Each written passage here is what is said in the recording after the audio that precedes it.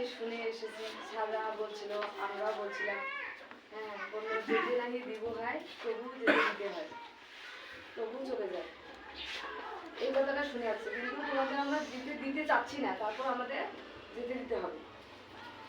এখন আমি তোমাদের সাথে ছিলাম প্রায় 6 মাসের মতো, আমার 6 মাস ছুটি ছিল।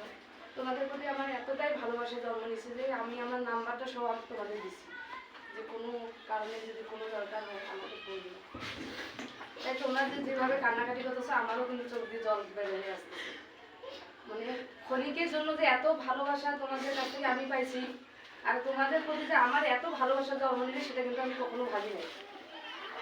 ক্লাসে আসে তোমরা সব টিচারদের থেকে আমার কাছে কিন্তু ফ্রি ছিলাম, অনেক সময় অনেক ভাবেই আমাকে কিন্তু তোমরা অনেক কথা বলছো, আমিও তোমাদের অনেক কিছু বলছি। তোমরা আমার কথা কোনোদিনও রাগ করবা না, যদিও কোনো কিছু বলে থাকি ভাববা যে আমি তোমাদেরকে ভালোবাসি বলেই বেশি ভালোবেসে ফেলছি বলে 2-1টা কথা বেশি বলছি। তোমরা এখনো মনে করো আমাদের কাছে 3 মাসের মতো থাকবে, এই সময়ের মধ্যে ভাবো যে তোমরা এখনো আমাদের কাছেই আছো, তোমাদেরকে আমরা বিদায় দেই নাই। তোমরা ভালো করে লেখাপড়া করো, ভালো কিছু করো, আর আমি যেখানে যাই যেখানেই থাকি বা এই প্রতিষ্ঠানেই থাকি না কেন তোমরা আমার সাথে একটু কথা বলবে, এটা তোমাদের কাছে আমার অনুরোধ।